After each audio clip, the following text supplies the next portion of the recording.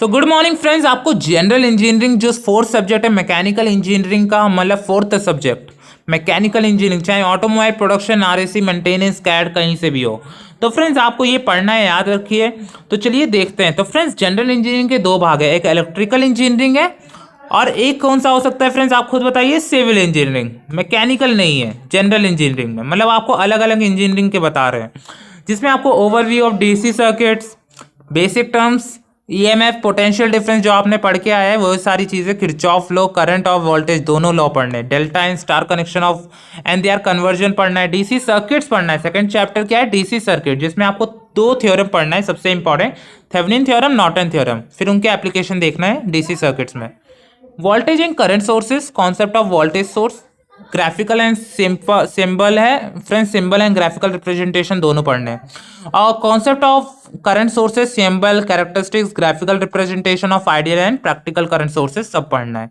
तो ये कुछ बेसिक चैप्टर है। थर्ड चैप्टर फ्रेंड्स याद रखना बहुत बेसिक है, इलेक्ट्रोमैग्नेटिक इंडक्शन। फिर फोर्थ सब्जेक्ट चैप्टर है concept of electromagnetic field produce by flow of electric current, material circuit, concept of magnetomotive force, flux, reluctance, permeability, Faraday's laws और ऐसे कई चीजें हैं friends. Concept of current growth, decay time constant in an inductive RL circuit, और friend decay and time constant आप पढ़ सकते हैं। Energy stored in the inductor series, parallel combination भी पढ़ने ऑफ इंडक्टर्स।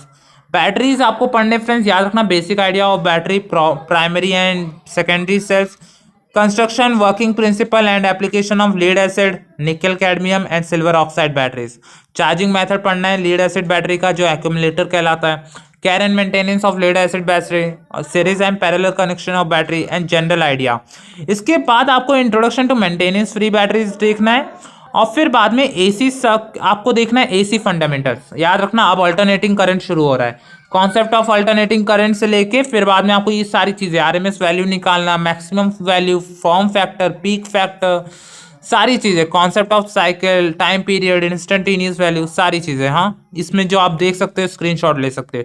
इसके बाद 7th चैप्टर एसी सर्किट्स है, याद रखिए AC circuit. 7th chapter AC circuit, 8th chapter various types of power plant, मतलब 8th चैप्टर आपको पढ़ना है पहले सेक्शन में, सोचिए। इसके बाद जो सेक्शन बी आता है वो सिविल इंजीनियरिंग है, जिसमें आपको क्या क्या पढ़ना है, कंस्ट्रक्शन मटेरियल, फाउंडेशन, फाउंडेशन के बाद कंक्रीट और आरसीसी। याद रखना सिविल सबसे छोटा सेक्शन है।